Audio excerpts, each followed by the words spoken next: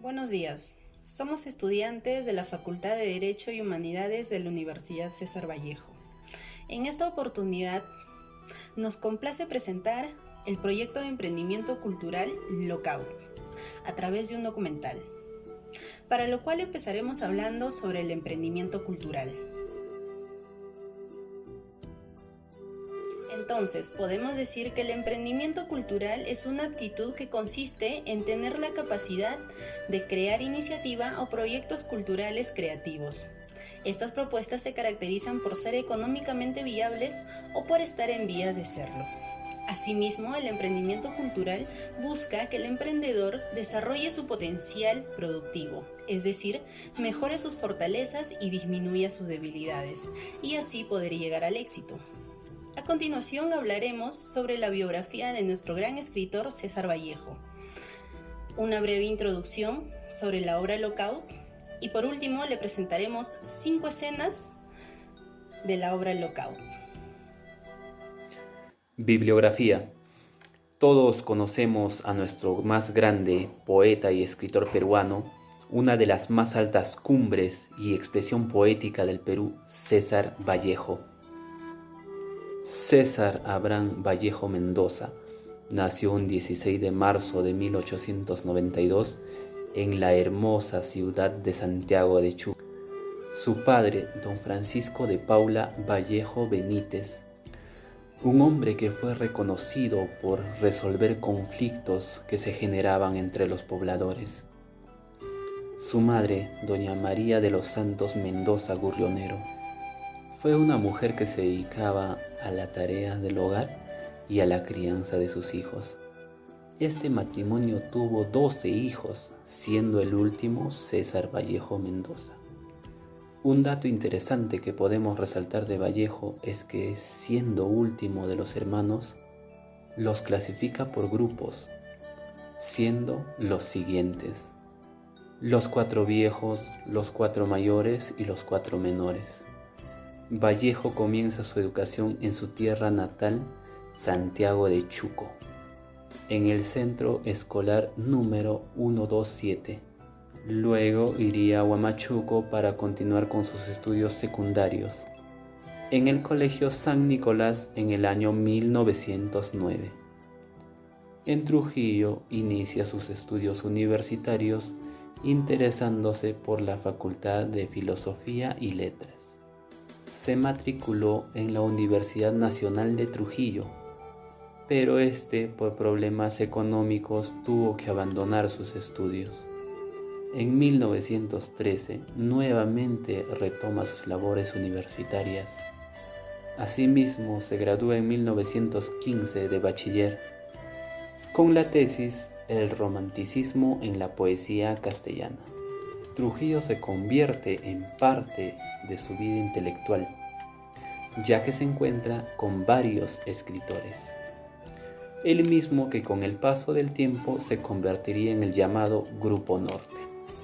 En ese mismo año entra a trabajar en el primer grado de primaria en el Colegio San Juan, teniendo entre sus alumnos al conocido escritor Ciro Alegría, el cual nos cuenta años más tarde que a Vallejo le gustaba que ellos relaten sus historias y dialogar de las cosas que veían diariamente. Llega una etapa muy oscura para Vallejo, la muerte de su madre, él estando en Lima, y el dolor de no poder visitarla lo destruye por dentro. Vallejo recuerda a su madre con ternura, admiración, una persona amorosa y justa. Tiempo después, nuestro poeta en su agonía le dedica estrofas y versos. A su regreso a Santiago de Chuco, Vallejo asiste a una fiesta patronal donde es involucrado en un incidente, por lo que injustamente lo encarcelan. Tras una vida llena de sufrimiento en nuestro país, toma una decisión de ir al extranjero. Fue así como llegó a la ciudad de París en 1923. En 1932 escribió la obra Lockout y se afilió al Partido Comunista Español. Ese mismo año regresó a París y vivió en la clandestinidad, y donde tras estallar la Guerra Civil Española, reunió fondos para la causa republicana.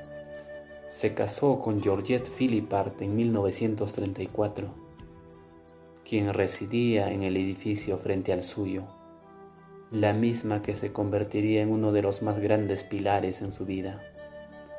Vallejo fallece el 15 de abril de 1938, víctima del paludismo. El pueblo unido jamás será vencido. El pueblo unido jamás será vencido. El pueblo unido jamás será vencido.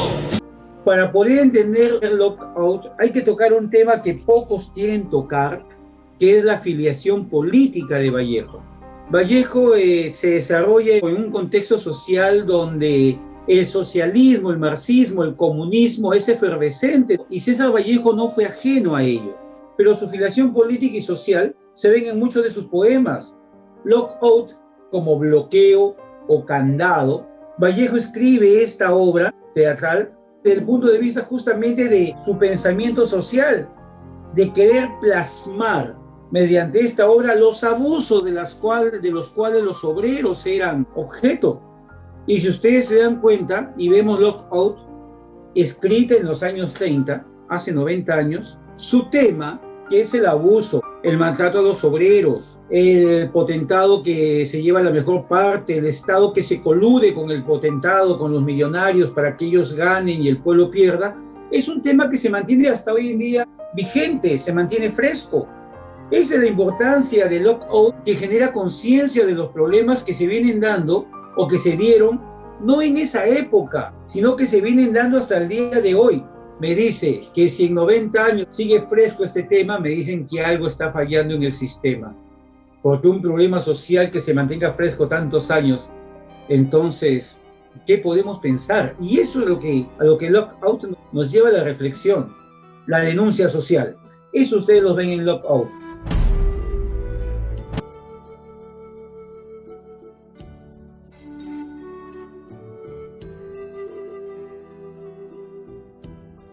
Número 1. Esta escena habla de la crisis internacional que sucede en algunos países. Por este motivo, sucede grandes despidos y cierres de fábrica.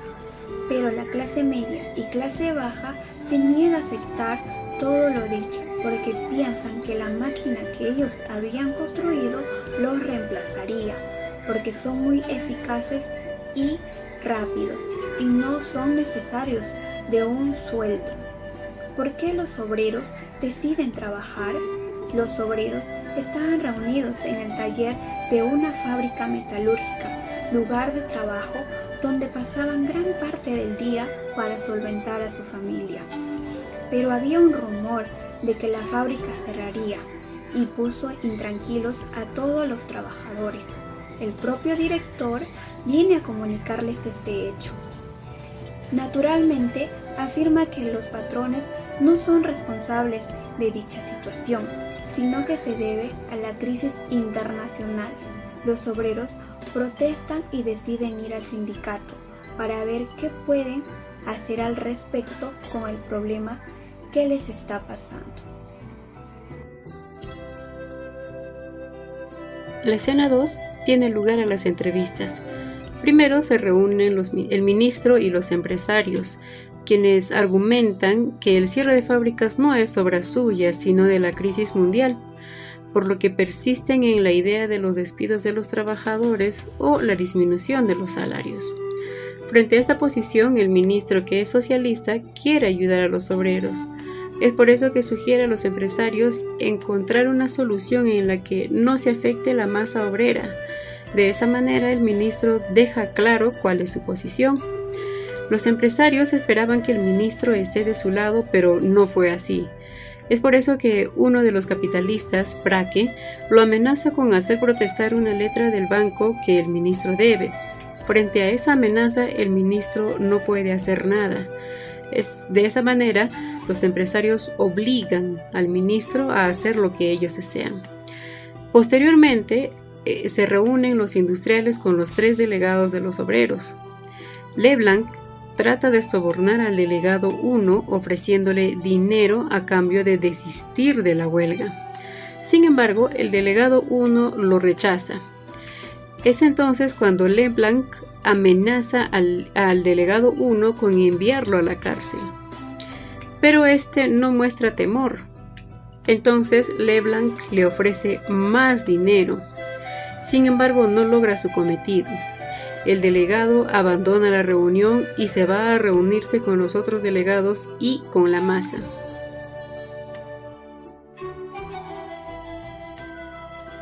En esta escena se va a anunciar los resultados de las entrevistas de los delegados obreros con los patrones y el ministro de Trabajo. Desde el inicio, la enardecida masa espera con ansias que se desate la huelga. Cuando, finalmente, llegan los delegados y dan lectura al informe, en medio de gritos, abucheos e irrupciones. Al ver el fracaso de las entrevistas con los representantes de las empresas, la masa exige por unanimidad que se decrete e inicie la huelga al día siguiente. Los obreros intentan apaciguar y convencer a la masa de no proseguir con violencia. Pero los huelguistas empiezan a dar discursos donde exponen sus penurias, por la falta de trabajo, por el bajo salario. Es así que ello aviva más la llama de la revolución y se da inicio a la huelga. Mientras la masa celebra el inicio de la huelga, la policía invade el sindicato, golpeando a los obreros, quienes evacúan el lugar entonando un canto en medio de gritos e insultos. En la escena 4 se muestra la represión de la huelga por la policía y el sufrimiento de los obreros y sus familiares.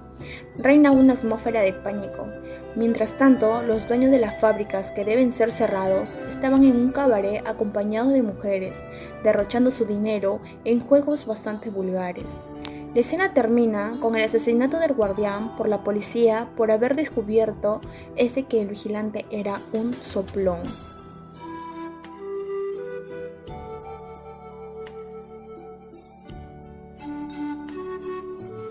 Bueno, por último tenemos la escena 5, que es la parte final de la obra.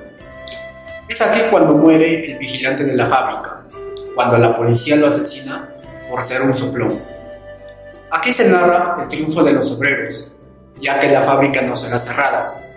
Sin embargo, esta victoria no es sino un paso más hacia la revolución proletaria.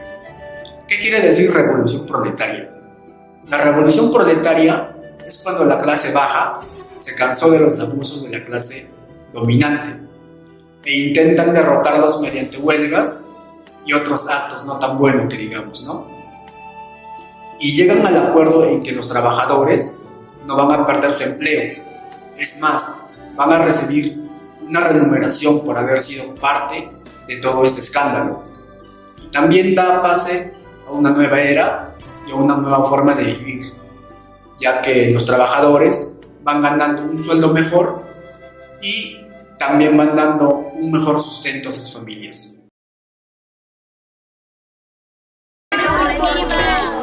Camaradas, la huelga terminó y por fin ganamos. La fábrica no cierra y el salario no serán disminuidos. Esta batalla ha sido ganada. Ninguna desgracia familiar debe frenar ni retener nuestra decidida lucha. Y ahora, camaradas, ganemos nuestro pan con el sudor de nuestra frente, inclinados bajo el yugo del patrón, pero todos de pie en nuestro puesto de combate.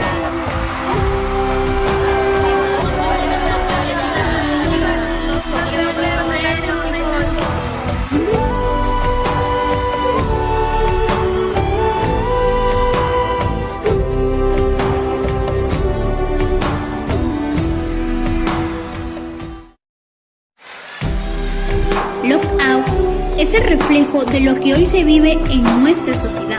Frente a la adversidad, la resiliencia, frente a la necesidad, al apoyo mutuo, frente a la injusticia, al apoyo moral, frente al sufrimiento, la compasión y lo más importante, rescatar el amor a lo nuestro y tener siempre presente que con el apoyo y esfuerzo se puede salir adelante. Vallejo es el símbolo de todo peruano talentoso que busca el apoyo de su país.